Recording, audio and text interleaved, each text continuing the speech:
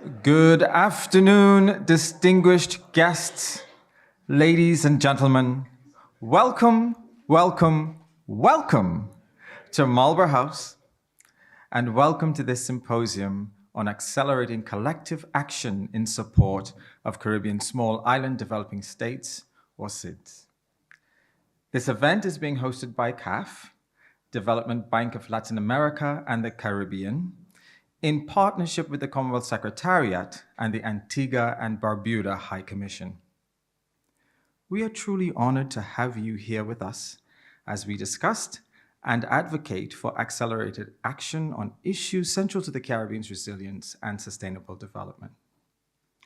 My name is Wilfred Adderley. I am the Assistant Secretary to the Governing Boards here at the Commonwealth Secretariat, and I have the esteemed pleasure of being your Master of Ceremonies for this evening's symposium and a cocktail reception. But before we continue, let's start with a short video about CAF.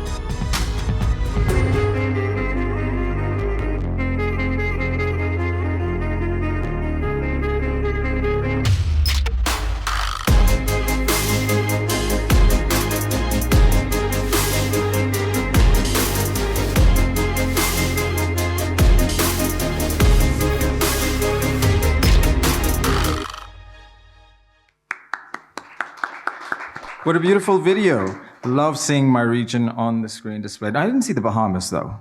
Yeah, I'm a little bit, I'm not happy about that right now. Yes, for those of you who don't know, I'm from the islands of the Bahamas. Just want to put it out there. So we hope you enjoyed the warm Caribbean welcome with the vibrant sounds of the steel pan, which is one of the best instruments and the last instrument actually to be made in the modern century. So look how amazing Caribbean people are. I mean, isn't that fantastic? So ladies and gentlemen, this symposium comes at a critical juncture for small island developing states. As the Right Honourable Patricia Scotland stated during the recently concluded Commonwealth Heads of Government meeting in Samoa, we must renew our advocacy for justice, for stronger financial support, and for the reform of international systems that continue to overlook the challenges faced by small states. Powerful. This so accurately sums up why we are gathered here today. And so achieving this will take our collective effort and persistence, and we cannot deny that there is an urgent need for action. We are seeing the effects of what scientists warned us about 10, 20 years ago: more intense hurricanes and climatic events, environmental degradation, economic vulnerability. We are privileged to have with us key figures who have been instrumental in championing the resilience and development of small island developing states with us this evening.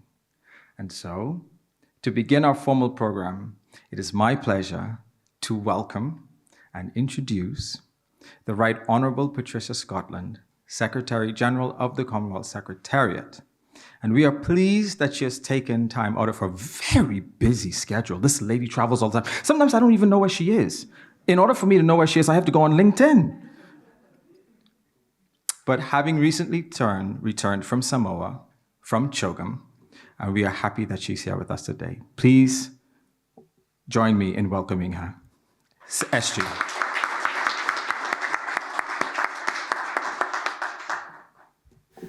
Well, good evening, everyone. It's a real pleasure for me to be able to welcome you and say distinguished guests, partners, and friends. It really is my pleasure to invite you to your real home, which is Marlborough House. And I really want to thank our friends from CAF and High Commissioner Hill. I think, High Commissioner, you should just stand up. And everyone who's worked so hard to bring us together for this really very important moment, a moment that I think we've been working for quite some time. And for some of us, it's a real delight that we're finally here. 25 of the Commonwealth's 56 member countries are small island developing states, 2/3 of the global whole, and they have exceptional qualities and remarkable potential. Just want to mention that Dominica and St. Lucia both got a gold medal in the Olympic Games.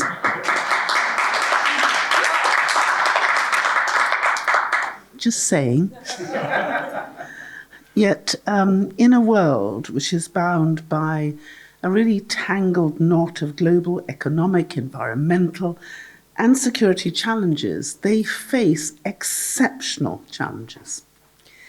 And they're highly vulnerable to the intensification of climate change, which is compounded by the limited fiscal space and the global financial issues, which loads the dice against them, all of which really comprises their resilience. And that is why I have placed the priorities of our SIDS right at the centre of the Commonwealth's programmes and at the heart of my advocacy across the international system.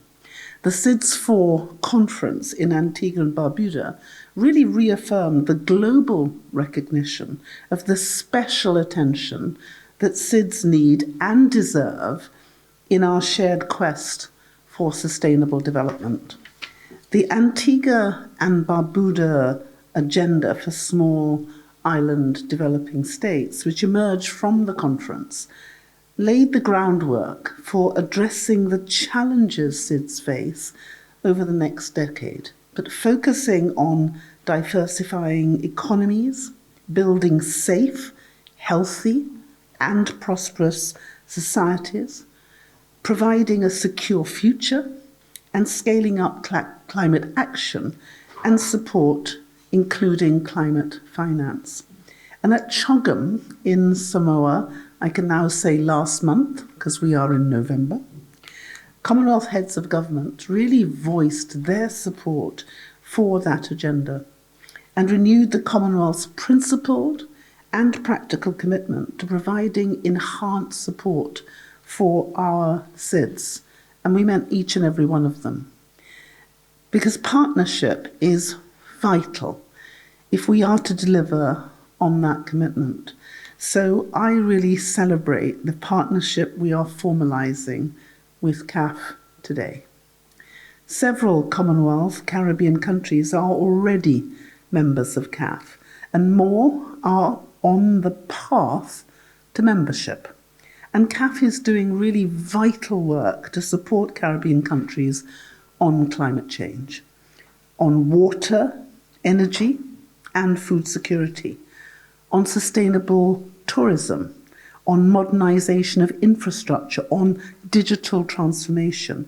And within the framework of the Bridgetown Initiative, which has my absolute support, CAF has committed $15 million in support of the Blue Green Bank Initiative led by Barbados. And this work is so important, and it's closely aligned with the Commonwealth's work in so many areas. But just to mention a few of them, think about the work we're doing on connectivity agenda, on trade and investment. We know that right now we have about 950 billion intra-Commonwealth trade. But we hope that by 2026 we should have 1 trillion, and by 2030, 2 trillion. And it's really important that when we think of those figures, the Caribbean small states cannot be left behind. We have $15.7 trillion which are likely to be added to the global economy by 2030 by AI. And if our countries are not to be left behind, we have to ensure that artificial intelligence is available to all. And if you look at what we're doing now, as part of our Artificial Intelligence Consortium, and the fact that we've created an AI Academy, these are areas where we can share our expertise, we can share our knowledge, and in doing that can be the difference that we need to make.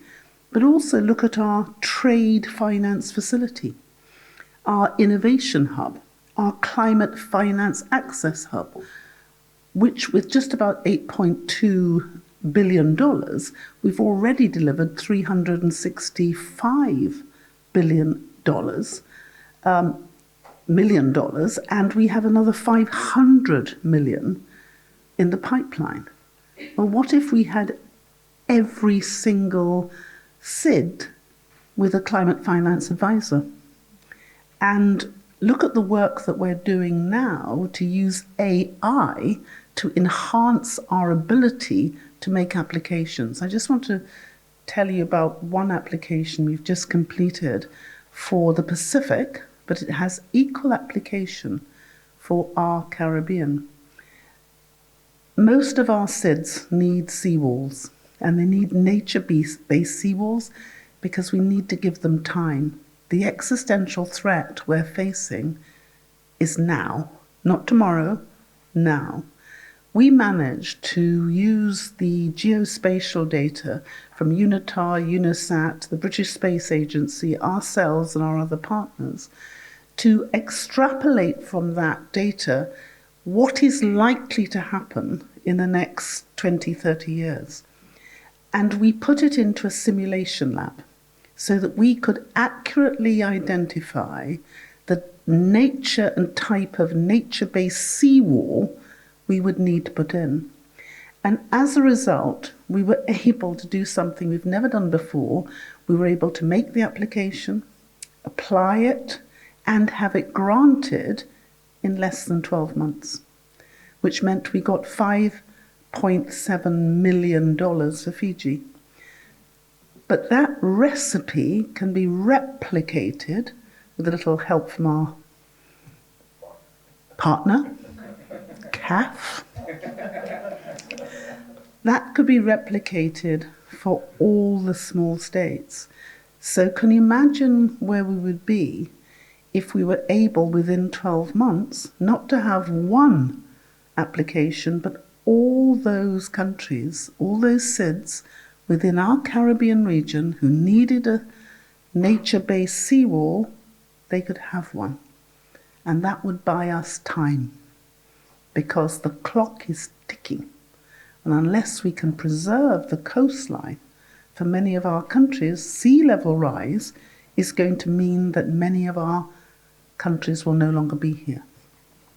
So really important, the work coming out of our Innovation Hub, our Climate Finance Access Hub, but our Universal Vulnerability Index, which, as many of you know, was the basis upon which the multi-dimensional index was structured. But we know that we are going to need a Universal Vulnerability Index, because you can no longer rely on GDP as being the final arbiter as to what you need to do, not least because many of our middle income and high income small states are incredibly vulnerable. And I just want to think about what happened with Barbuda, annihilation, and what happened to Dominica 2 years later in terms of Maria. We lost 226% of our GDP. So we went from being a middle-income country to a no-income country. And the IFI's going to have to adapt. But what about our world leading Living Lands Charter and our Blue Charter and our new Ocean Declaration, which just agreed in Chogam, and our Cyber Declaration, and our Blue Bond Initiative, and our Agricultural Digitalization Initiative, and so much more. And I hope all of you will have had an opportunity to look at the work that the Commonwealth has now done in our performance analysis. We have undertaken a comprehensive analysis for each of our 56 countries. So all the countries in the Caribbean will now have a performance analysis which deals with the performance on SDGs, on digital, on AI, and on green economy. And that baseline data, which is available, can now be used by all of us as a reference point. We can identify what works, what doesn't work, and by sharing that data and interrogating it, we're going to be able to be the difference we need to make. And so this MOU that we have signed today will enable CAF and the Commonwealth to transform this alignment into shared action through purposeful partnership to advance our shared mission in supporting the Caribbean SIDS. And if and when we do that, that can not only be an exemplar, but it can become a template for others, because we must never forget that a small island developing state is about the same size as some of our cities. And according to the World Bank, cities are going to be the final arbiter of the economic future that we have. And that means that our small states become a component part which is replicable. Just think about the coastline of Africa. Take Nigeria. Along the coast, there is more in common with a small island than in terms of internal. So this replicability will really help us to build. And it will help us to build and maintain the momentum for collective action, helping us to harness the extraordinary talent and potential of Caribbean countries.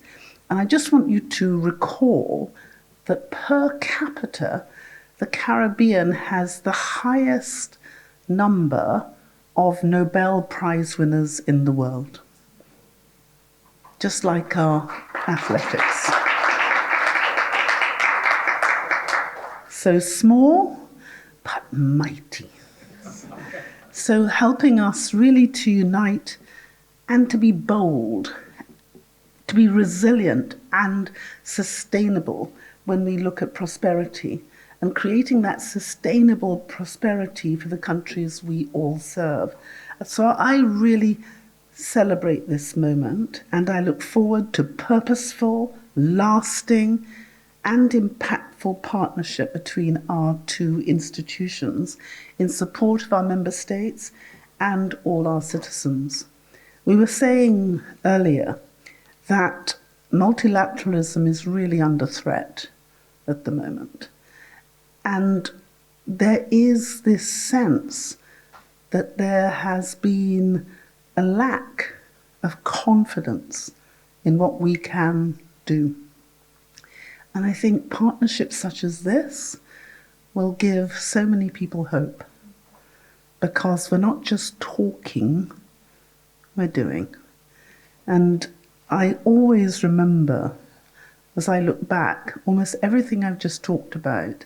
In 2016, when I said we were going to do this, I was told very clearly, Secretary General, you're crazy.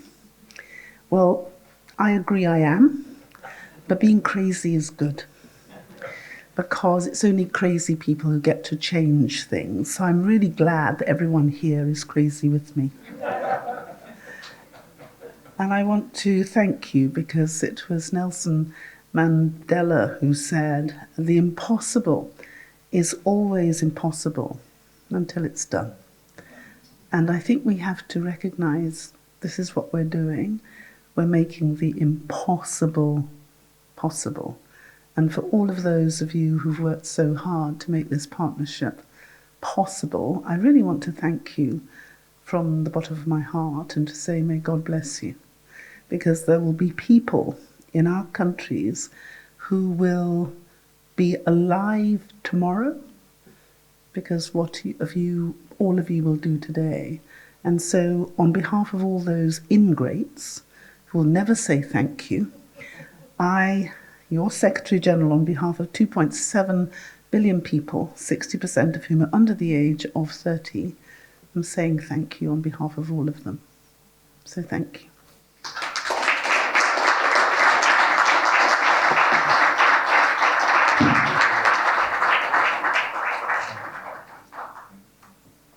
Thank you very much, Secretary General. Thank you so much for that, and also for sharing about the work of the Commonwealth Secretariat and the work of the Commonwealth and how partnerships are very important. So we look forward to the partnership with CAF, and also for saying how it's very significant how that the small island states experience and sharing that, and also for highlighting the Caribbean is the best region.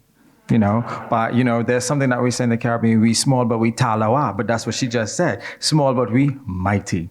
So thank you for that. And so in order to get results, we need the support and collaboration of the international community and access to flexible financing to support vulnerable states. And that's something that CAF, the Development Bank of Latin America and the Caribbean, is truly passionate about. So it is my pleasure to introduce Mr. Sergio Diaz Granados, the Executive President of CAF. And as a Bank of the Global South, CAF has distinguished itself by unlocking financing to support resilience building of small island states. Sergio. Let's welcome him.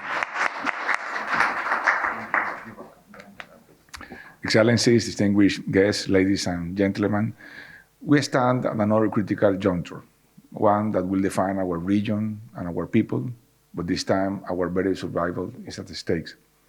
Over 2 decades ago, the Time for Action report by Sir Sridhar Ramphal, a former Secretary General of the Commonwealth, laid out a vision for the Caribbean that was both profound and urgent. The report, a product of the West Indian Commission, underscored that as a region, we are stronger together and that we must build our future based on regional solidarity and resilience. It was here that Sir Sridhar said that history has a few moments for every community, when what we do or fail to do change the future in decisive ways. And I want to repeat this. History has a few moments for every community when what we do or fail to do change the future in decisive ways. And today we are at such moment. Our decisions today are not merely choices, they are the foundation of our survival. And so I say this explicitly and passionately, it is time for action. And why? Because small island development states are facing unprecedented threats. I am from Colombia, from Santa Marta. It's a town in the Caribbean coast of Colombia. And we are islands in the Caribbean too, San Andres and Providencia. Like all the Caribbean states, are battling rising seas that encroach our coastlines, storms that destroy our culture. I remember one in 2021 that practically diminished the islands. Our homes and infrastructure overnight, and environmental vulnerabilities that undermine everything that we are building as individual countries and as a region. The impact is not theoretical, it's existential. And all the data confirms our window to act is shrinking. Earlier this year, leaders gathered in Antigua and Barbuda and the United Nations 4th International Conference on Small Island Development States, it's4. We were there, all the CAF team, to develop a way forward. There, the Antigua and Barbuda Agenda for a Small Island Development States Action Plan was born. It is a 10-year plan that focuses on building resilient economies, as Secretary Patricia said just a moment ago, climate finance and inclusive and safe societies. It provides a framework which we now bring to life together, banks and states. The recently concluded Commonwealth Heads of Government meeting in Samoa reinforced this call to action under the name of One Resilient Common Future. As stated by the Right Honourable Patricia Scotland, Secretary General of the Commonwealth, our small states contribute the least to the global emissions, but bear the brunt of climate impacts. This call was a call for justice, for stronger financial support, and for reforms to international systems that consistently overlook the unique challenge of islands and small states. There is no place more fitting for us to come together on the heels of Commonwealth Heads of Government meeting to echo this call and to accelerate our collective action. And CAF is deeply appreciative of the partnership we are forging with the Commonwealth Secretariat.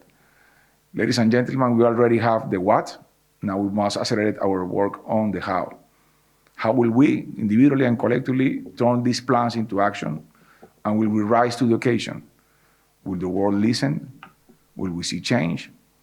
As a home-ground cooperative bank located in the Global South, CAF is committed to ensuring that the Caribbean does not stand alone. As the Green and Blue Bank of Latin America and the Caribbean, we are taking action that is agile, resilient, and specifically tailored to meet our region needs. We have pledged $25 billion for green operations over the next 5 years.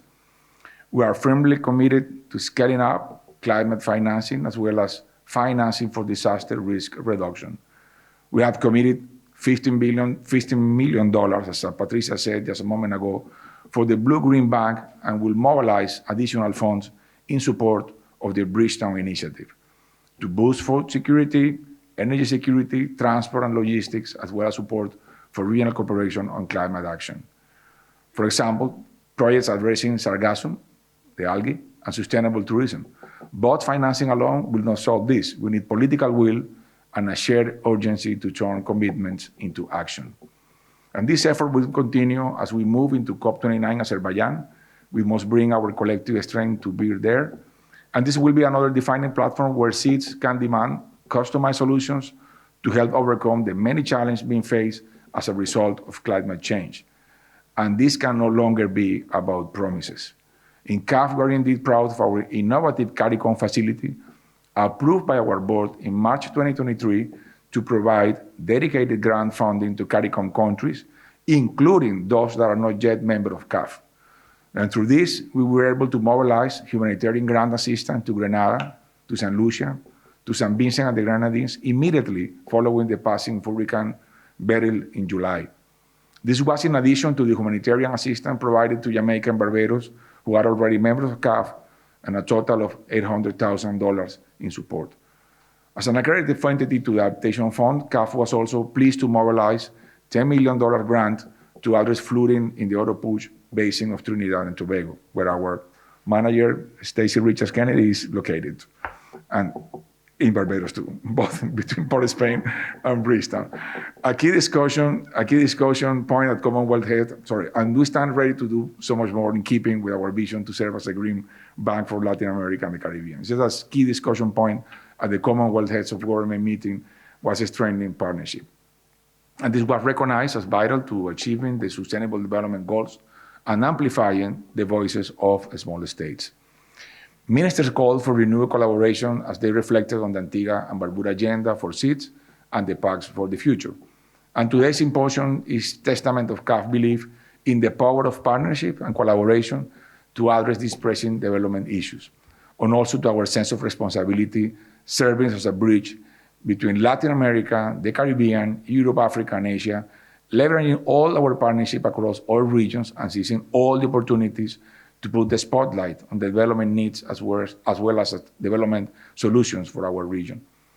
As the Bank of Solutions, as we call, for the Global South, we have a lot to share with the rest of the world.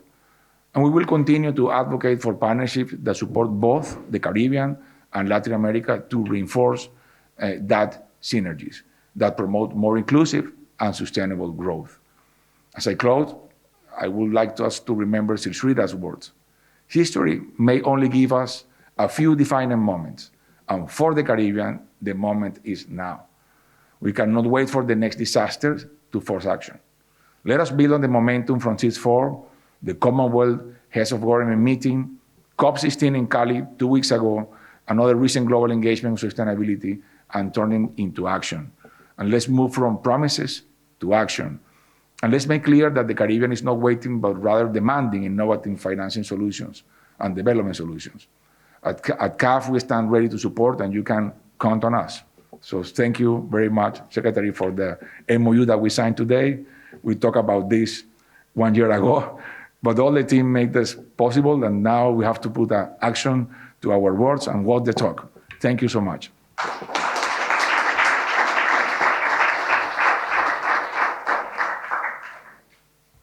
Thank you, President Diaz-Granados.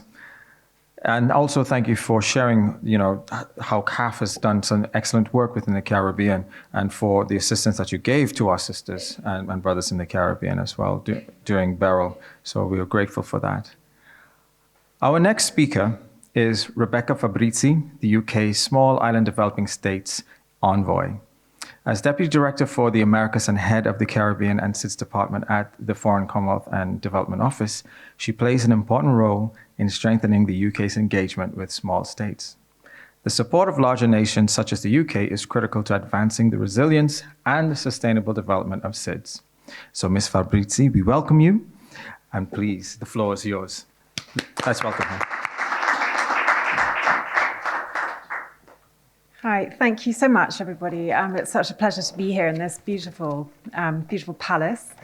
And so thank you very much for inviting the UK to participate in this really important event. And congratulations to the Commonwealth Secretariat and CAF on signing your MOU today. Congratulations also, Lady Scotland, on a successful CHOGM. I think quite a few of us were there, and I think that went really well. It was a really great event and really important for SIDS and small states, which, as you said, are such an important part of the Commonwealth. And because there's no rest for anybody, we're about to kind of crank up again to prepare for the next one in another island state. So I feel very proud that CHOGM is moving from one island all the way across the world to another small island. But of course, there's a lot of work ahead for Antigua and Barbuda as well. For the UK, we consider that SIDS are a really vital partner for us, and we're very proud to work with SIDS, in partnership with SIDS, recognising that your countries are on the front line of climate change. You've got very important biodiversity that you steward, vast tracts of the global ocean, and quite small resources to do that. And we've got historic and really long-standing relationships with SIDS, and so we're committed in the long term to that sustainable development and prosperity. And we really recognise this landmark role that Antigua and Barbuda played in hosting the SIDS conference this year. It's a landmark conference. It's only once every decade. And I'm glad that you've both mentioned the ABAS, the Antigua and Barbuda agenda for SIDS, because it's really important, I think, that we all keep eyes on that document and we all make sure that we're working to really focus on what SIDS have been telling us that they need in terms of development, and that we keep our action to make sure that we help SIDS overcome their challenges really coordinated. So I think that's a really useful and important document that we need to focus on. So we're going to be working with SIDS in partnership to focus on those priorities. And also on the really important things that came out of CHOGM as well. And I also want to just mention the Ocean Declaration, which I think we really, really welcomed. So just from the UK, so I don't need to reiterate the things about SIDS. I think you spoke very beautifully about the problems that SIDS face and the important work we need to do. But just from the UK's point of view, so partnership for us is really, really important. Working on policies, as you've said, the sort of global development policies and financial structures don't meet SIDS needs particularly well. So working on policies to overcome with that and deal with that is important for us. And also programming and just development programming as well. We spend somewhere around £240 million a year across all of SIDS on development. So we're proud to work with the SIDS to work on global finance systems and help to grow capacity and make that delivery of development programs more impactful. So, I mean, just a couple of things that we're doing. We were really pleased that at SIDS4, we launched with AOSIS and the OECD DAC a partnership for action to deliver solutions to SIDS challenges. And we helped to facilitate that and to make sure that that happened. And that's going to set out joint action on SIDS priorities and make sure that the development community is really listening to what SIDS tell us that they need. We also, in May this year, so we already have a development program in the Caribbean that is to build climate resilient infrastructure operating in ODA-eligible Caribbean countries, but also in Antigua and Barbuda, where there's a program going on in Barbuda as well. But we wanted to make sure that we can continue that in an improved way. So we announced a further 200 million to look at designing a platform where we can work to bring in more private investment as well to create more climate resilient infrastructure on a bigger scale. We recognise that public money is very important, but it's also quite limited, and it's very important that we bring in that private finance as well. And there are challenges and barriers to that investment in island countries, and we want to make sure we can help to facilitate that. And then just to mention another important strand of our work is also working on disaster risk reduction. So we know, no need to tell Caribbean countries that SIDS face annual expected losses that are around 2 to 3% of GDP just in consequence of disasters. And of course, the major disasters can cause way bigger losses, even in one afternoon. And climate change is resulting in these shifts in weather and rainfall patterns, make it less predictable, increased intensity. Hurricane Beryl was the earliest such severe hurricane that we've seen. And we know that that money that's spent in advance of disasters to improve resilience is much better spent than money that comes in afterwards to support recovery. I think it's $1 in advance is worth something like $7 or $8 after. I'm not quite sure of the source of that statistic, but probably needs a bit of checking. But so working on that disaster risk reduction, supporting things like insurance schemes. For example, after Beryl, Grenada's policies, I think, paid out about $55 million, and they were able to pause their debt service to the World Bank as well, so that they could concentrate on recovery. These things are really important. We've been promoting climate resilient debt clauses very hard, for example, and we want to make sure that that uptake continues to be very high. So we will continue to work on all of these areas. I'd just like to emphasize finally the real importance of being good partners and making sure that we really coordinate effectively. It's great that we all come in with support for SIDS, but of course SIDS capacity is quite low, and that coordination of this activity is really, really important. So we look forward to talking to CAF about that and how we can make sure that all of our actions are really working towards the same goals and working really efficiently together. So thank you very much again, and look forward to the rest of the event, especially the entertainment afterwards, which sounds like it's going to be really fantastic. Thank you.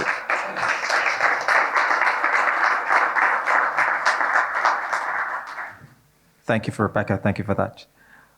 So our next speaker is going to be Her Excellency Karen May-Hill, the High Commissioner of Antigua and Barbuda to the United Kingdom, who has been instrumental in today's symposium. And as a key representative of Antigua and Barbuda, High Commissioner Hill brings a unique perspective on the Antigua and Barbuda Action Plan for SIDS, a roadmap developed to strengthen resilience and sustainable development for small island states. So please join me in welcoming her.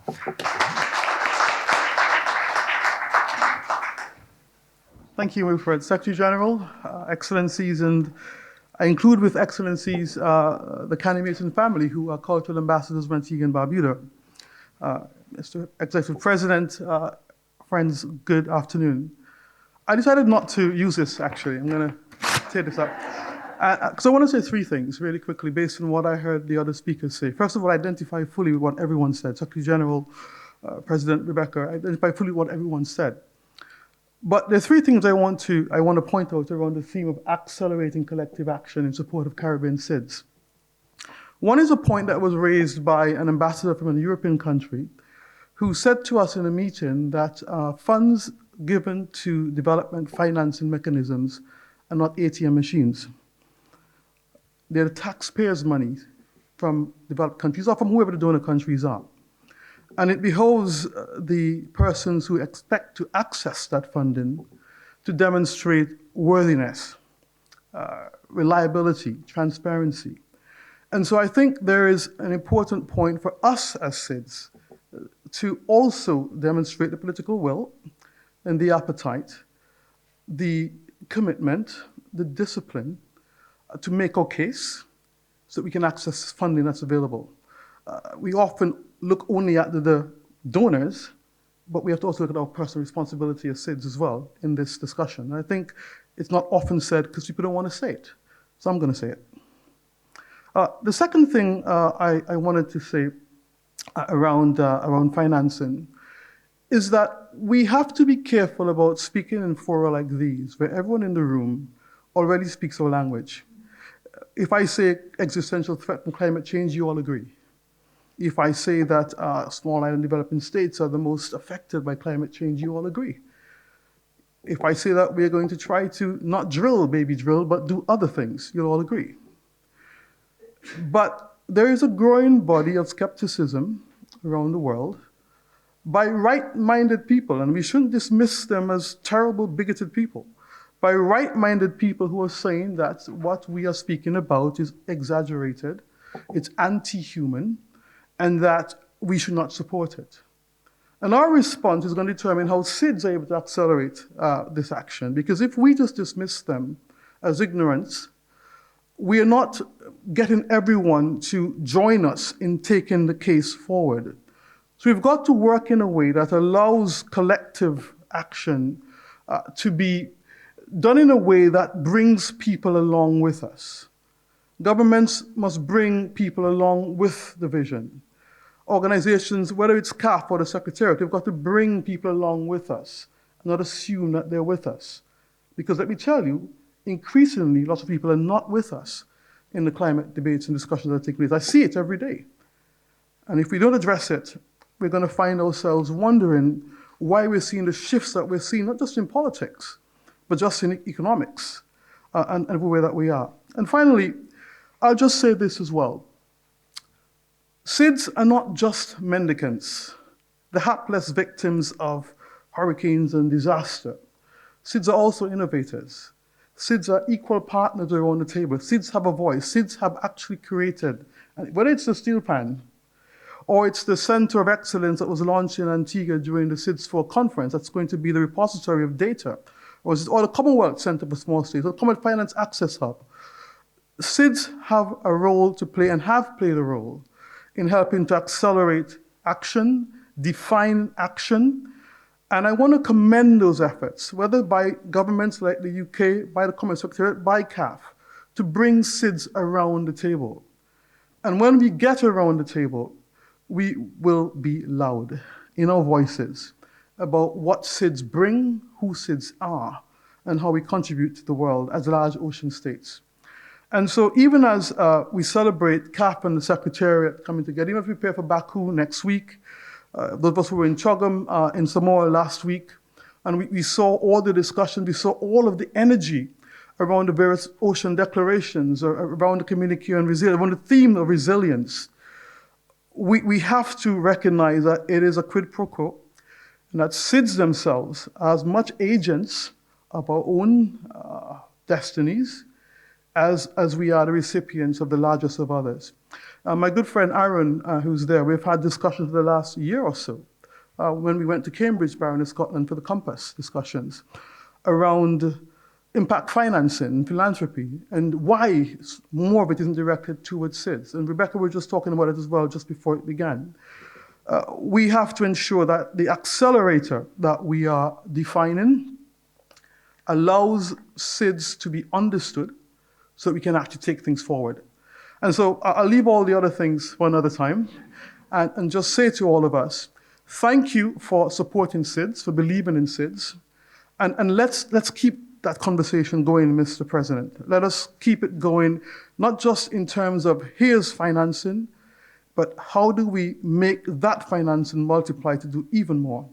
And that happens when we collaborate collectively, triangular cooperation, when we look at blended financing and all of the mechanisms that we know exist. And I want to thank you all. I too can't wait for the music, and so I will leave you here. Thank you.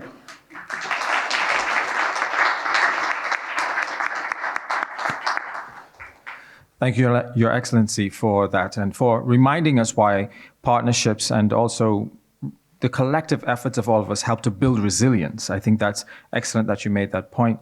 And also that we, as small island developing states, are equal partners. We are large ocean states. And so thank you for also highlighting that as well.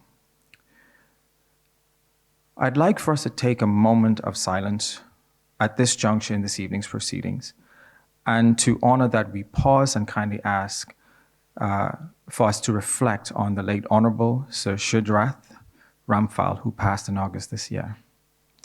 He was 95 and the longest serving Commonwealth Secretary General from 1975 to 1990. Sir Shudrath, or Sonny, as he was fondly called, was born in the Caribbean in colonial British Guyana, now Guyana. and lived a life dedicated to the region, the Commonwealth, and indeed the world. He once told the Commonwealth Oral History Project that he saw the Commonwealth Secretariat as an intellectual hub, not as a bureaucratic machine. I think I've heard that before. And more fundamentally, Sir Shridath believed in a Commonwealth in action, which means Sonny, Sir Shridath, would most certainly have approved of our event this evening and its focus on accelerating the collective action in support of Caribbean SIDS. Sir Shridath guided the Commonwealth through some of its most challenging and transformative moments, most notably his fight for human justice and ending the abhorrent apartheid system in South Africa. And in fact, Sir Shridath Ramphal was the first person that Nelson Mandela visited after being freed from Robben Island, which speaks volumes. And so, ladies and gentlemen, please join me in a moment of silence to observe Sir Shridath's immense contributions to our region, to the Commonwealth, and to the world.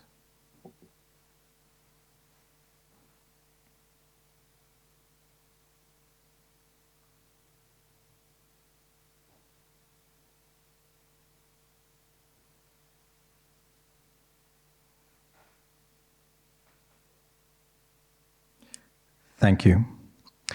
Ladies and gentlemen, CAF is playing a transformational role in the Caribbean by leveraging its financing, knowledge, and networks, and serving as a catalyst for homegrown regional development solutions across the Global South. And here to tell us more about how CAF is engaging with and supporting the Caribbean and why it is critical that they receive our support, coming from the land of the steel pan, calypso, and lime and limbo.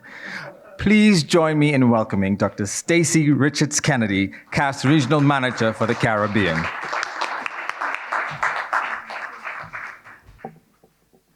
Excellencies, distinguished ladies and gentlemen, good evening. We are living in a world marked by disruption and rapid change. And as you've heard, we're also living in a world that is confronting multiple simultaneous crises.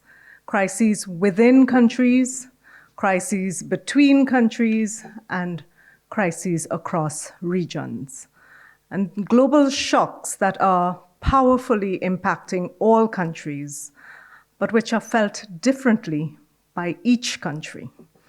And this could not be more true for Caribbean small island developing states. As highlighted previously by our executive president and Baroness Scotland, we are at a defining moment in history when regional actions must coalesce to provide solutions to these pressing global problems. I came to London directly from Barbados, where the 16th Ministerial Forum for Development for Latin America and the Caribbean was held for the very first time in the Caribbean. And in that forum, the UNDP Administrator, Achim Steiner, emphasized that this is a moment for reflecting on what is going wrong and where the pathways for moving forward lie within each one of our countries, each nation, each community, but also as a global family of nations. Emerging from the pandemic, small states and island states have struggled to adapt to changes that are at the same time more rapid, more intense, and more frequent. And across Latin America and the Caribbean, we saw our economies contract by 7 to 10%. Learning loss in schools estimated at 2/3 of the total schooling during that period. And approximately 5 million persons slipped back into poverty. For the SIDS in our region, the impact was even more painful, and many are still recovering. So whether it is in Africa, the Pacific, or Latin America and the Caribbean, SIDS feel the brunt of all shocks. They have no buffers, no stimulus plans.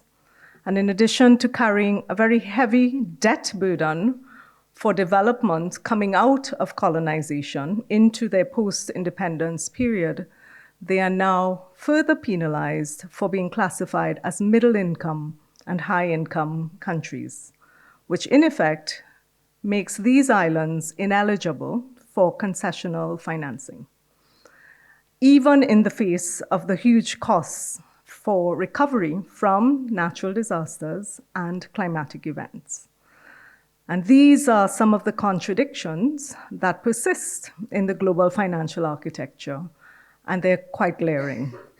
So we live in a world where, according to a UNEP study, the $202 billion needed for climate financing, only $21 billion have translated into actual payments, where half of the world's wealth remains in the hands of only 1% of the population. And yet, where SIDS, who contribute less than 1%, 0.03% to be precise, of the carbon emissions globally, face the brunt of the effects of global warming. To be clear, they are the ones dealing with the rising sea levels, with the more extensive droughts, with ferocious wildfires, and more frequent and more intense hurricanes and more devastating floods. Now, tackling these contradictions and advocating for reform of the international financial architecture have been an important impetus for the Bridgetown Initiative. And this has continued to gain global recognition and support. But much more is needed, and concern must be backed by concrete actions, and that's why we're here.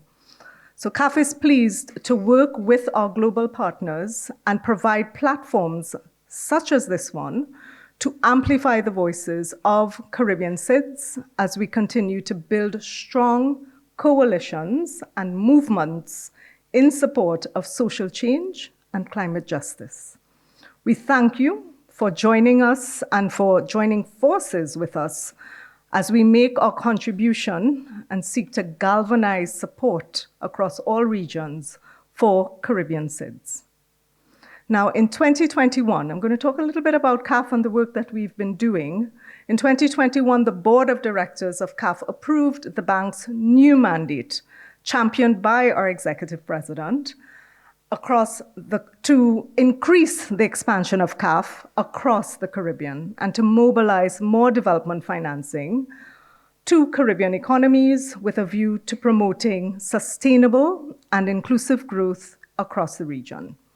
Now, also in that year, our board approved the largest capital expansion in the history of CAF, $7 billion US.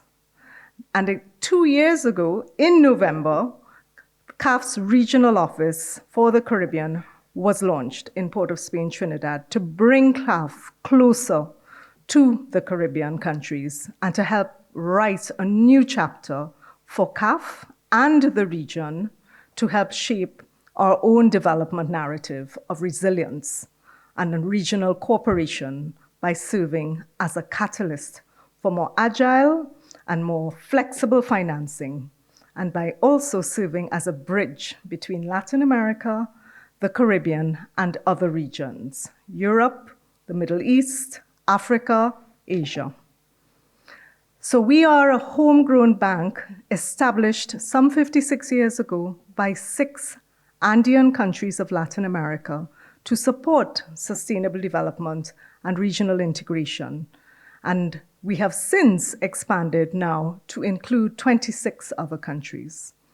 This year alone, CAF's board approved the incorporation of 4 additional shareholder countries from the Caribbean: Antigua and Barbuda, the Bahamas, Dominica, and Grenada. And many other CARICOM countries have expressed an interest, and we're really working with them to advance their incorporation into CAF as quickly as possible so that we can help to unlock more development financing, tapping into the various global climate funds to which CAF is accredited, such as the Green Climate Fund, the GEF Adaptation Fund.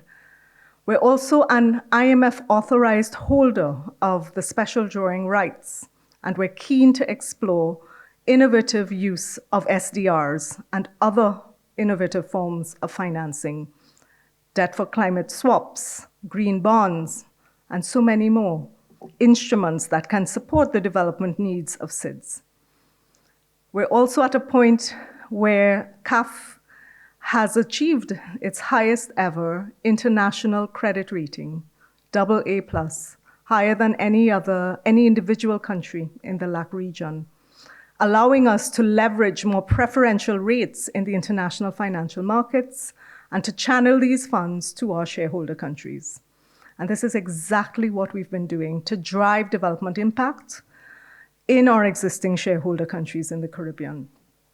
For example, in Trinidad and Tobago, CAF is supporting projects in education, infrastructure, water rehabilitation, drainage and transportation in Barbados as well, digital transformation, green energy, the creative economies, and so much more.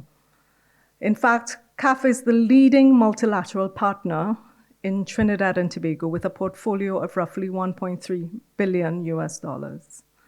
We're firmly committed to advancing the Bridgetown Initiative, as Secretary General mentioned earlier, and we were one of the first development partners to pledge an equity investment of $15 million for the Blue-Green Bank being established by Barbados.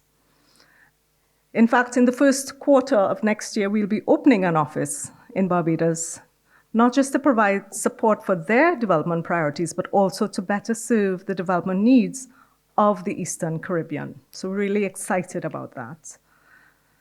So without a doubt, I think you'll agree, based on what we've been outlining, the Caribbean has found in CAF a partner that understands the unique needs of islands and small states, and that is committed to building resilience that requires the agility, flexibility, and long-term commitment for which CAF is well recognized and well respected.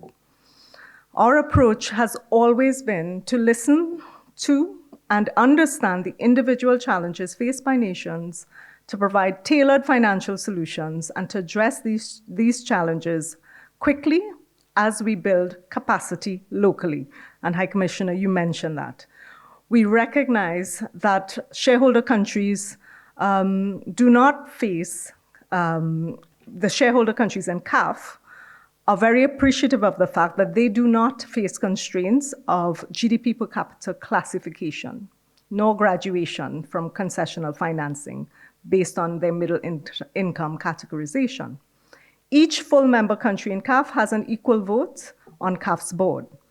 And in keeping with the spirit of the Antigua and Barbuda Plan of Action for SIDS, we stand ready to work with all Caribbean countries, including the non-independent overseas countries and territories, which are also on the front line of the climate crisis. Now, many of these territories cannot access funding from any multilateral development bank. However, they too suffer the same devastating impacts of climate change. And interestingly, I'm sure you'll agree, the hurricanes have demonstrated time and again that they show no respect for national borders, island size, independent or non-independent status, or middle income classification. Yet the independent overseas territories in the Caribbean find their recovery and development efforts stymied by very rigid frameworks and limited financing options. So CAF recognizes these challenges. We also recognize the challenges with national capacity for project management, project execution, and the need to work with each country to strengthen their capacity and provide additional technical support as well as grant funding for capacity building. Importantly, we promote the use of national procurement procedures, which facilitates a quicker response time and quicker project implementation. So, ladies and gentlemen, as I conclude my remarks outlining CAF's commitment to the Caribbean, to our SIDS, permit me to just mention a recent Oxford publication entitled Regional Development Banks in the World Economy, which dedicated an entire chapter to CAF, and I encourage you to read it. because it analyzed the evolution of CAF over 5 decades and referred to CAF as a gentle giant, given the transformative role that CAF has played as a financial catalyst, growing in influence from support for economic integration in the Andean region to now a development bank with the largest presence across Latin America and the Caribbean. And as a bank for the Global South, we take this responsibility very seriously to champion resilience, to strengthen the preservation of our rich biodiversity, and to increase access to climate financing across the region and to Caribbean SIDS in particular. Just 2 weeks ago, we concluded a very successful round of meetings in COP16 in Cali, led by our manager for climate action, Alicia Montalvo, who's here with us, and her team. We also recently announced our participation in the world's largest debt for nature swap. President mentioned this, $1 billion with El Salvador, which will free up over $350 million in savings to be applied to the conservation of ecosystems and restoration of the Lempa River, the longest river in Central America. This type of experience and expertise is very useful for all of our shareholder countries.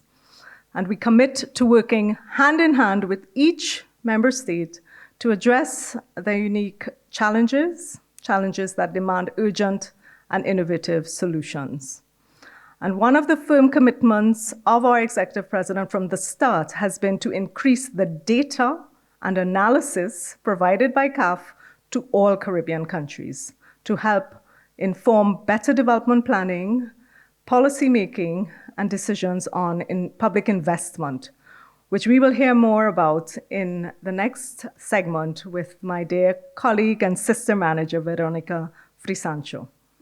It is against this backdrop that we know that understanding the power of data disaggregation for Caribbean SIDS in particular will allow for more investment in the production of knowledge products that are tailored to the Caribbean, and also investment in the work programs and the development priorities of Caribbean SIDS. We're very excited to have this opportunity to share these highlights with you and to reaffirm CAF's unwavering commitment to the entire region. Ladies and gentlemen, I thank you.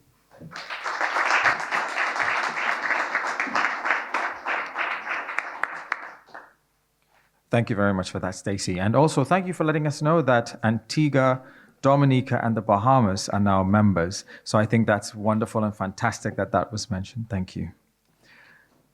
Data is critical to addressing the unique challenges facing small island developing states, and it provides the foundation for strategic decision-making that can guide infrastructure development, climate resilience, and economic diversification across the Caribbean.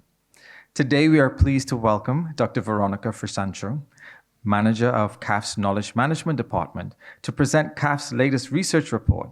And this report provides essential insights into the Caribbean's infrastructure needs and highlights specific gaps and opportunities across key sectors, such as transportation, energy, water, and telecommunications. Please join me as we welcome Dr. Veronica Frisancho.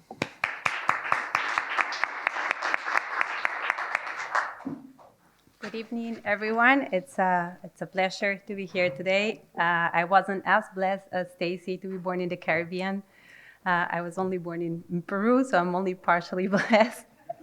But it's an honor to be here today and present a preview of the publication that we're preparing and hopefully share with you the final version of the study by the end of this year.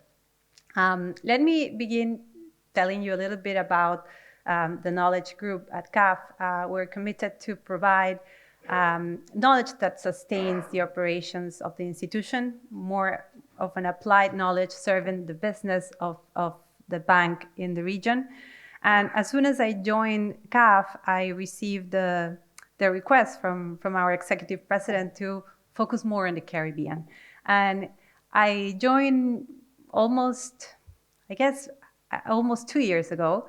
And we didn't have as many Caribbean members as we have today, and we started to plan what is our agenda in the Caribbean. I'll tell you a little bit about this particular project. Towards the end of the presentation, I'll present the agenda that we have ongoing for the rest of the years. But in general, the premise was you cannot support the efforts in the Caribbean if you don't know the Caribbean. And we were very humble as the knowledge group and also as CAF to learn about our partners, our incoming partners, before starting to do operations in the area. This report is part of these efforts of learning. We're learning fast, but we're still learning and support the Caribbean in a better way than other partner institutions, of course. So let me begin telling you a little bit about the scope of the report. This is going to be a report focusing on a diagnosis of the status of infrastructure in the region with sustainability and resilience lens.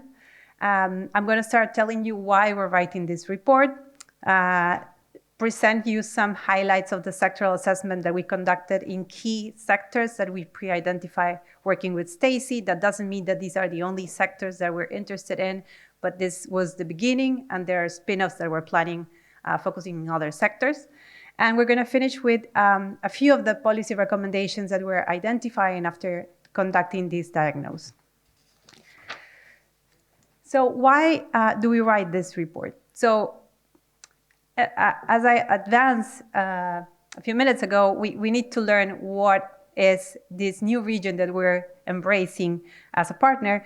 And we find that the Caribbean faces significant hurdles that are going to represent an issue for the region to develop and maintain resilient infrastructure. The first one is that these are, in the majority, small islands that have limited economies of scale. The islands have small populations, small economies, and their economies are not very much diversified. We typically focus on energy production. A few of the other island states are going to be exporters of services, and very few of them are going to focus on agriculture, such as the case of Haiti or Belize, or mining, as in the case of Suriname. But it's mainly services, including tourism and financial services and energy production. The second issue with maintaining and developing resilient infrastructure is that we're facing severe consequences from climate change. And I don't have to expand on this because several of the previous speakers have mentioned this before. I just wanted to show you a few of the key stylized facts that were very shocking for me, and I don't know if you were aware of this, but this table is going to present different statistics to measure the impact of the different natural disasters, and we compared the impacts of the Caribbean to South America and Central America. In the case of the loss of human lives, if you control by the size of the population in each case, the Caribbean faces 260 times the number of deaths that South America and Central America face due to these disasters. That is a huge difference. And we need to take that into account. We need to keep that in mind when talking about the impact of the disasters. In terms of total damage, the same happens. If you look at the total damage normalized by national product, that is 12 times the impact that we observe in South America and Central America. So the difference is huge. The third issue with accessing and developing resilient infrastructure is the limited fiscal space that these nations have. And connected to that, and here is where the role of CAF becomes important, they also face restricted access to financial markets. In general, there is restricted access to markets, but in particular to financial markets. This graph is going to show you on the y-axis what is the debt that these countries face relative to GDP, and on the x-axis, the deficit relative to GDP.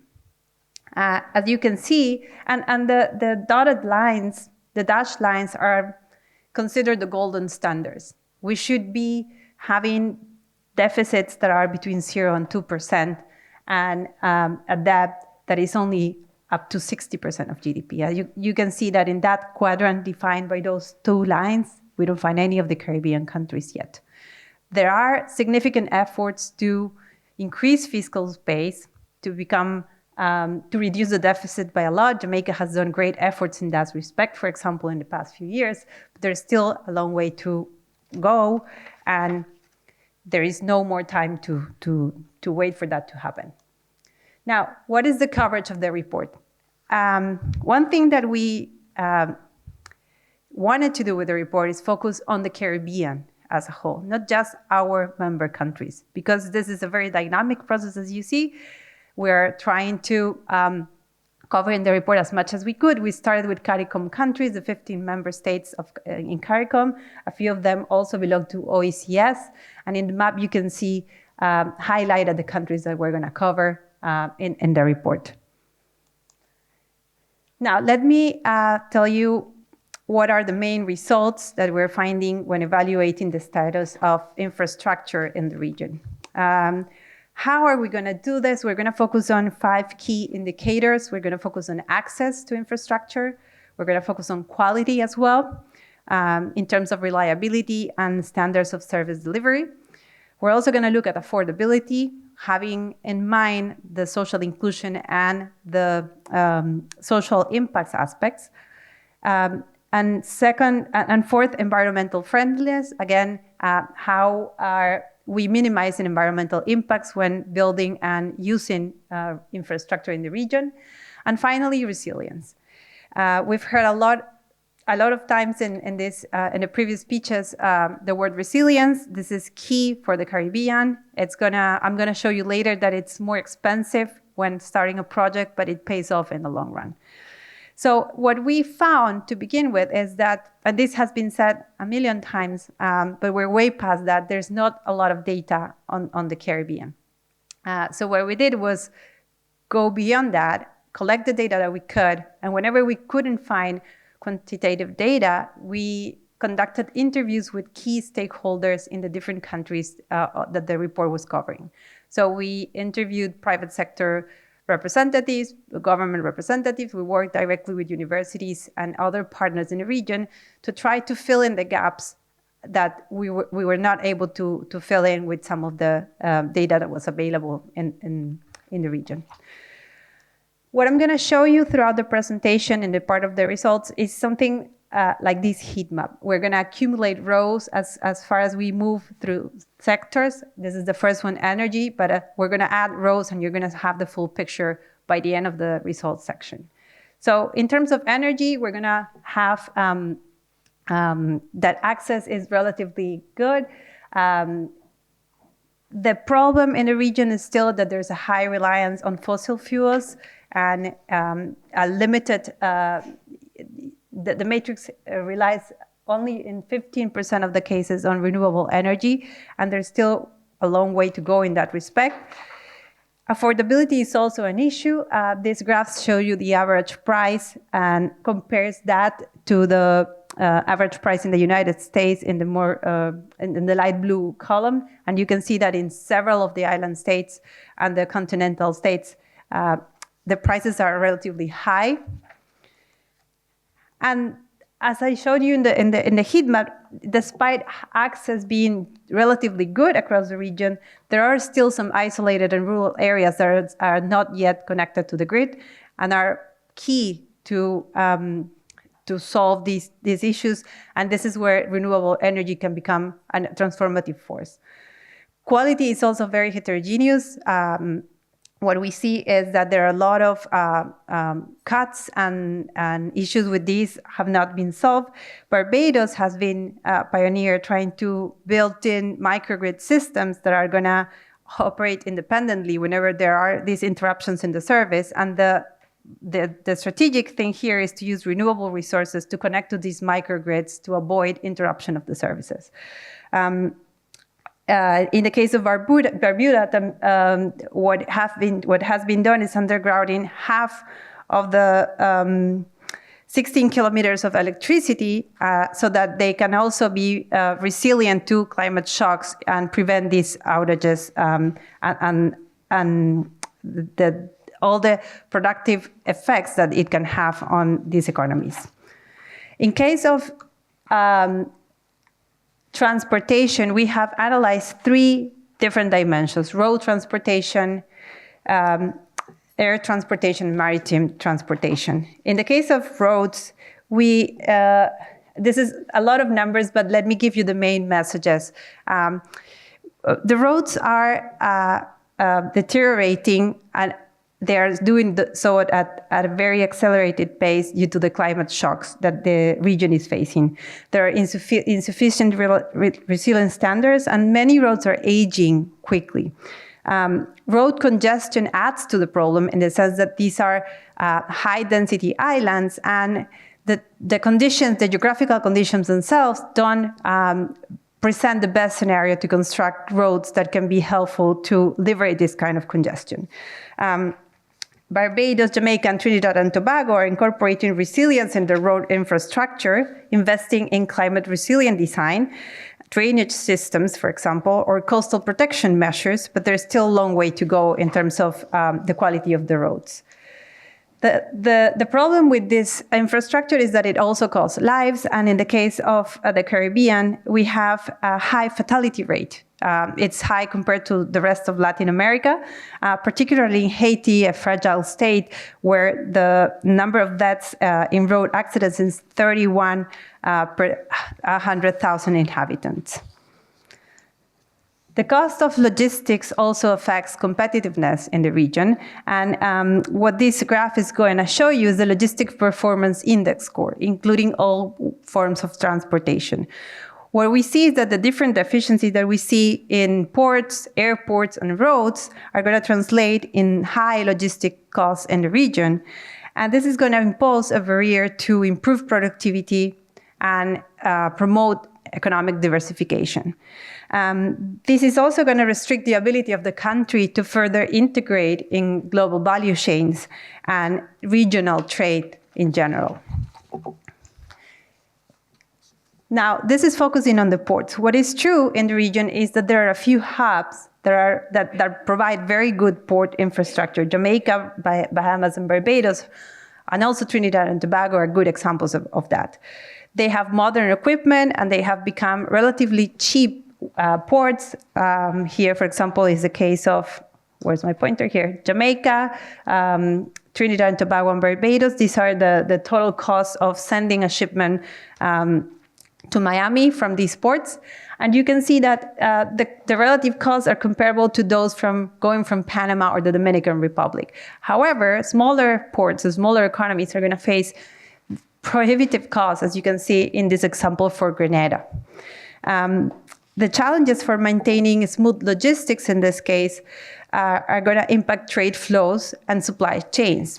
And things don't look much better in the case of air connectivity. Here we're showing both air and maritime connectivity, and we can see that these increased transport costs are going to materialize in high costs for imported goods. Not only affect the exports, but also the imports, and that's going to have a crucial impact on the quality of lives of its citizens.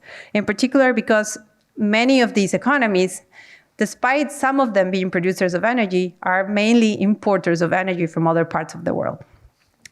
Airport in non-hubs and smaller islands face outdated facilities, limited capacity, and poor connectivity. And this also impacts the productivity of the service sector, tourism, that is a great source of income for several of the countries, as we showed in the beginning. In terms of access, we notice that there is adequate density, but we need critical upgrades to avoid the congestion that I was mentioning before, especially in rural areas, and in particular, link this road infrastructure to the ports and the airports in a better way. In terms of resilience, there are still significant challenges that remain, particularly for road infrastructure and related infrastructure such as bridges. And ports and airports also require upgrades that are going to help us address climate risks.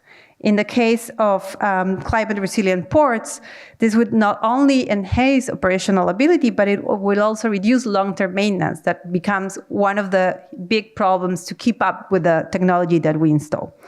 In the case of airports, we need drainage systems and storm-resistant structures, and this is going to ensure operational continuity and support the region's economic stability.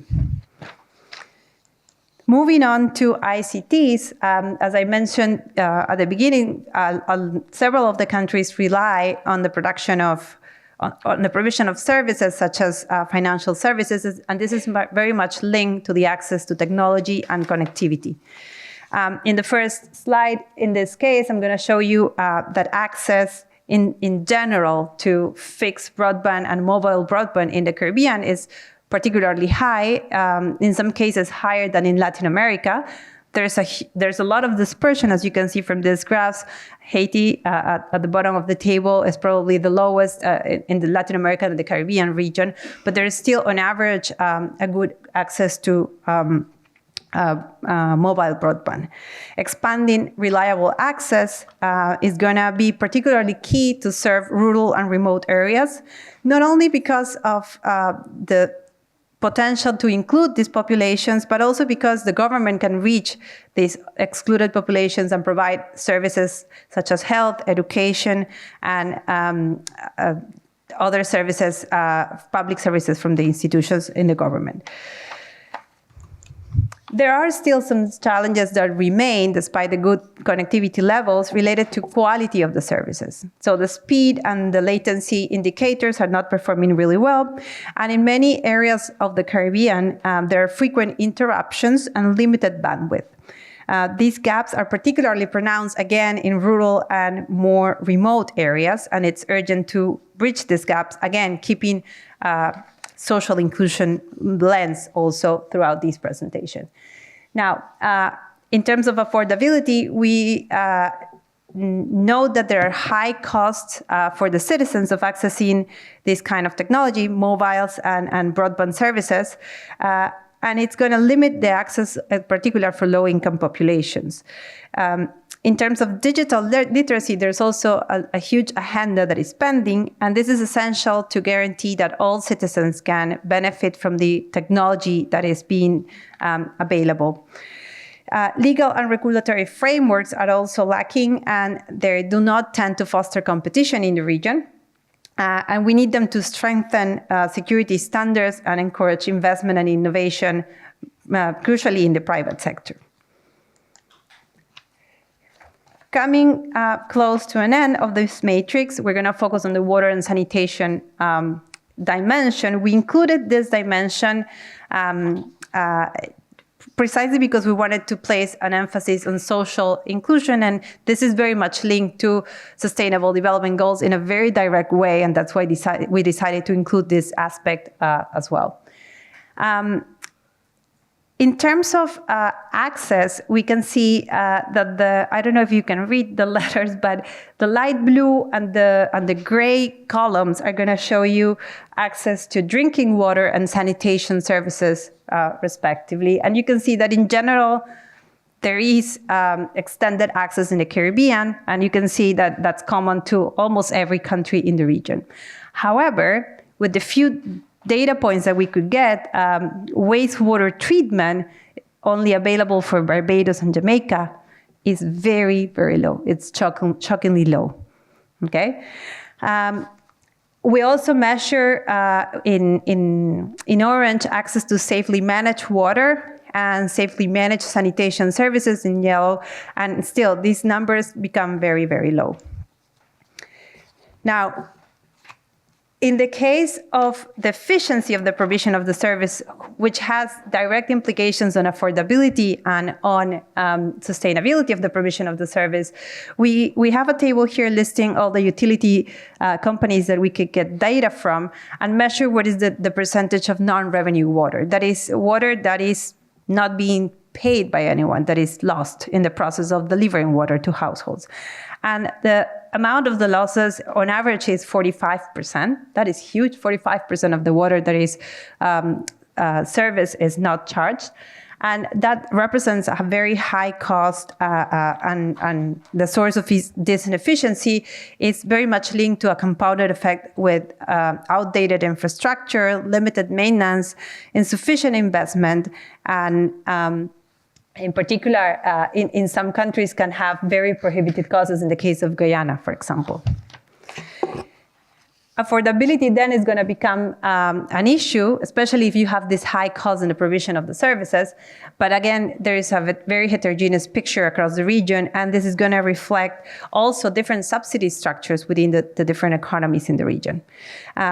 There is an urgent need to preserve water sources, in particular access to fresh water from island states, and increase wastewater treatment, as I showed you before, which is going to be particularly relevant to protect ecosystems and the oceans. In the case of resilience, we need urgent infrastructure upgrades to avoid prolonged service interruptions, which is also the case in this sector, especially during extreme weather events. And it's urgent to explore these desalination options in the region. One of the things that CAF is doing in the case of Barbados, for example, is working with the Water Authority to reduce this non-revenue water losses, and we're currently trying to modernize infrastructure to reduce this by a great percentage. So this is the heat map that we have as a diagnosis for the status of infrastructure in the region in these 5 key sectors that are not only important for productive development, but also for social inclusion. And what we're going to do now, I'm going to hurry so that I don't distract you from the music coming later, is focus on what is the way forward. What are the main line of actions that we recommend? And of course, this is still work in progress, so all your feedback is welcome as well. What are the main lines of action to solve all these issues that we're still facing in the Caribbean? First of all, mitigation. But mitigation as a development opportunity, not as something imposed or a necessity. Second, resilient infrastructure, and this is very much related to adaptation efforts. We were discussing with Stacy before this presentation that the Caribbean is way past mitigation, that we're talking about adaptation more and more increasingly in the region. And the third line of action is related to investing in institutions. High Commissioner mentioned that before. It's key. I'm going to focus on a few specific points related to infrastructure. And finally, what we've heard in almost every single speaker tonight, cooperation and integration. So mitigation policies as an opportunity. Mitigation is going to become a strategic choice for the Caribbean. This graph is going to show you the potential for renewable energy generation. You can see the world averages in the red lines, and the Caribbean is represented in light blue. You can see that several Caribbean countries are above the global average for solar potential, and several of them have a high wind potential capacity generation, okay? So shifting from fossil fuels to local renewable sources is going to be particularly important to reduce energy cost. This is also going to have a very good impact on reducing the reliance on imports and securing less interruptions in the services with all the economic impacts and social impacts that it can have. Renewable energy can also attract private investment, create a regulatory environment that is more safe for investments. Mitigation as an opportunity also arises in the case of water and sanitation, for example. We have a couple of successful examples in the Caribbean. In the case of Bahamas and Jamaica, they have conducted efforts to reduce these water losses. And in the case of Bahamas, for example, they reduced the losses by 50%, which represented $10 million of savings per year. So let me move forward to resilience. These graphs, I'm not going to go into the details, but come from a study that we conducted to measure the impact of investing in resilient infrastructure, both on debt and growth. I'm just going to give you the highlights of that study, but it's available on our website. Basically, the idea is to see there's a trade-off between investing in resilient infrastructure and intertemporal trade-off in the sense that it's more expensive. It's going to put pressure on the debt levels, but it's going to pay off in the long run. So we conducted several simulations, and we find that investing in resilient infrastructure is going to reduce the costs along both dimensions, growth and debt per GDP. But it's going to require an upfront investment that sometimes requires strong partners to move forward in that direction. In that particular line, concessional lending becomes important. And the only way to promote the investment in resilient infrastructure is going to be through this kind of loans. CAF is doing a couple of things already, not yet in the Caribbean, but in Bolivia, there is a program investing in bridges and dams, resilient bridges and dams. And in Brazil, we have a drainage and infrastructure program in the municipality of Ruiz that is focusing precisely on those points highlighted before. Investing in institutions is going to become key. Again, I'm not going to stop and give you the details because this was mentioned before, but in particular for several sectors, we need independent regulators, as in the case of the energy sector, for example, support in project preparation, and it's key to promote digital literacy as a state policy. It's going to yield several advantages, as we mentioned before. Regulations and the regulatory framework in general is going to be key to foster infrastructure development. Here, everything is covered, starting with tariff determination mechanisms that are going to balance what is the right subsidy and tariff to include population but make the systems efficient. Technical standards are key to ensure quality and affordability of the services as well. Establishing standards is going to become something that guarantees reliability and security of the provision of the services and avoid interruptions as well. Finally, integration and cooperation. In the case of the Caribbean, it becomes even more important to foster regional cooperation. Connectivity across the region is key, and they are very much linked to each other. So coordinating port operations or coordinating logistics becomes particularly important to sustain their livelihoods. Optimizing shipping routes also becomes key in this agenda.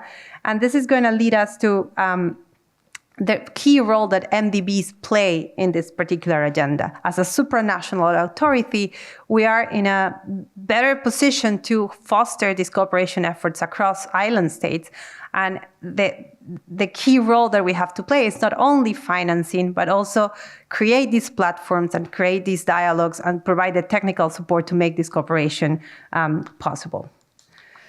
Now, this is the coming agenda. This is the other things that we have that have been unlocked by this report and other things that we're conducting in parallel. First of all is expand the analysis of infrastructure to other sectors. So we're going to try to focus on resilient buildings and resilient infrastructure in other sectors such as housing, education, and health. That is coming up in 2026. We're also working on several other documents in which the first one is focusing on tourism. The idea with this document is trying to look at different ways to offer touristic services, not only focusing on the cultural capital of the region, but also on sustainability and resilience and digital transformation in this sector. We also notice that female labor participation in the Caribbean is very low. This also presents an opportunity in the sense of inclusion, but also in the sense of productive development. Incorporating this labor force in the economy can have a huge impact on GDP. And we're trying to conduct a study to see if there are ways to encourage labor force participation among women in the Caribbean. Finally, we're going to start working on demographic transition and how this impacts pension systems in the region. That is going to be key as we see fertility rates changing rapidly in the region as well. So With that, thank you very much. This is only the preview. Here is my email and the project leader email, Walter Con. So if you have comments and feedback, they're very much welcome. And we hope to have the report ready and we'll share with you by the end of this year. Thank you very much.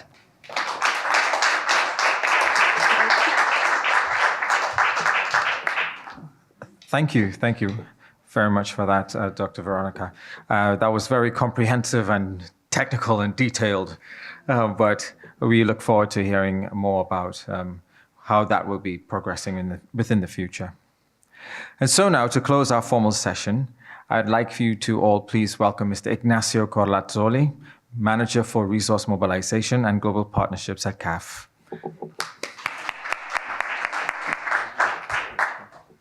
So I promise to be very, very short on this one. Thank you, Veronica, for such lengthy details. I'm very surprised you chose a Uruguayan who comes way south from very cold water, way far away from the Caribbean. I just want to, and I'm sorry for this speech, I'm going to improvise a bit. I'm not going to rip it, but I need it. I was looking, this house, Marlborough House, is very well known for the first Duke who never lost a battle, and I think that's a spirit we should have. That goes pretty much on the quote you mentioned, President, about Sony. We have challenges, but that requires collective action. And from collective actions, I think we have a unique challenge regarding the seeds. And that's pretty much what CAF is doing. So President mentioned the mandate we have.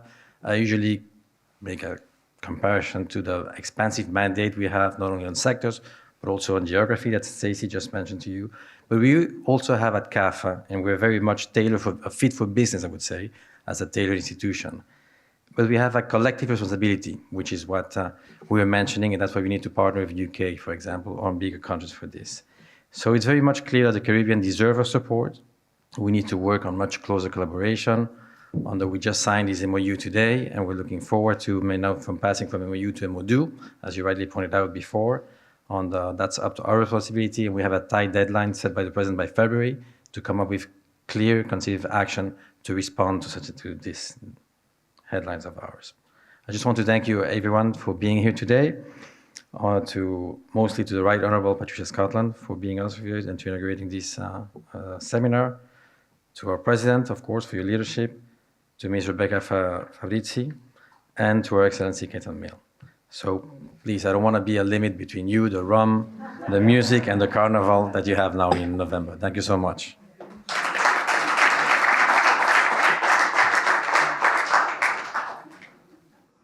Thank you very much, Ignacio. So at this time, I would like to invite all our speakers to join us for a group photo to the front of the room. So if you would all come up, all of our speakers, please. And I would also like to invite our guests to transition to the Blenheim Saloon for the Caribbean theme cocktail reception, where we will be honored to enjoy a performance by the Cane Masons. So guests, please.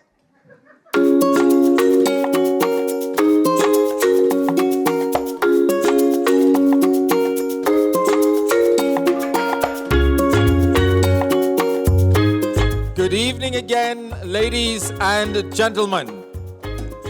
Yes, it is now party time. Yes, Lime and Limbo, here we are.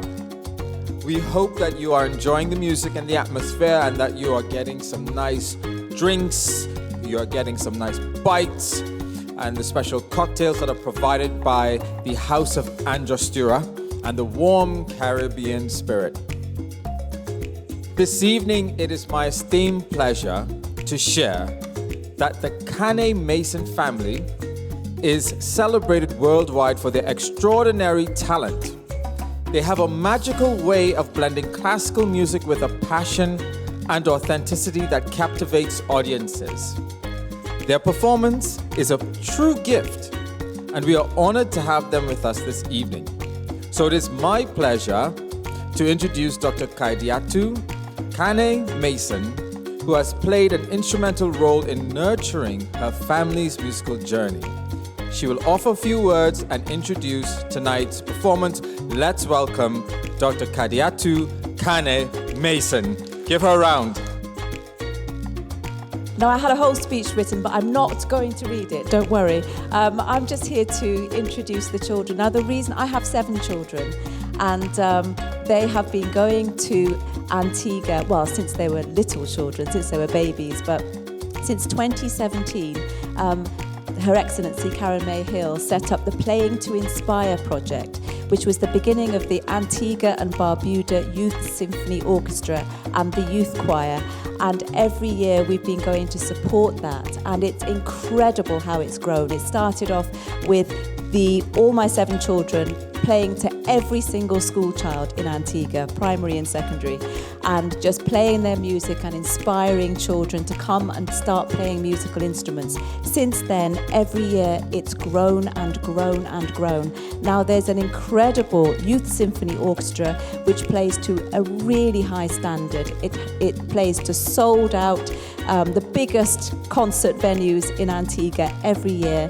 There's a junior orchestra which is training the young children to enter the main orchestra. There are youth choirs. It's an extraordinary project. We have people coming from all around the world to come and help train the children. We have teachers that come internationally. We have world-renowned conductors, world-renowned musicians who come every year or several times a year. And now what we've got is an incredible musical project in Antigua.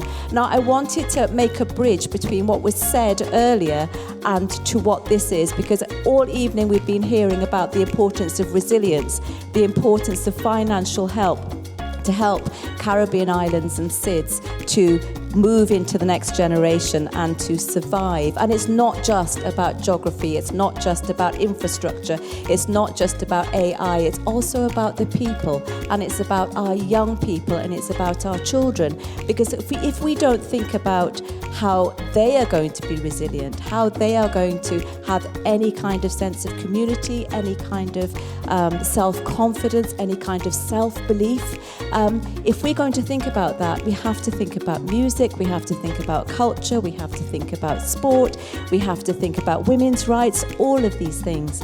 And what we found with this project in Antigua is that music is a way of having community. Music is a way of having self-belief. Music is a way of thinking about our next generation and giving them a sense of who they are and what they can do and who they are in the world. And that's what this project is all about. And I want to say thank you to CAF.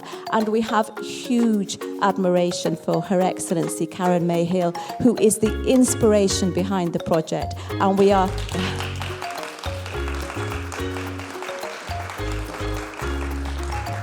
And we are incredibly proud of Playing to Inspire and incredibly proud of the islands of Antigua and Barbuda. And these are my children. Isata, Brima, Sheku and Jenaba are playing tonight.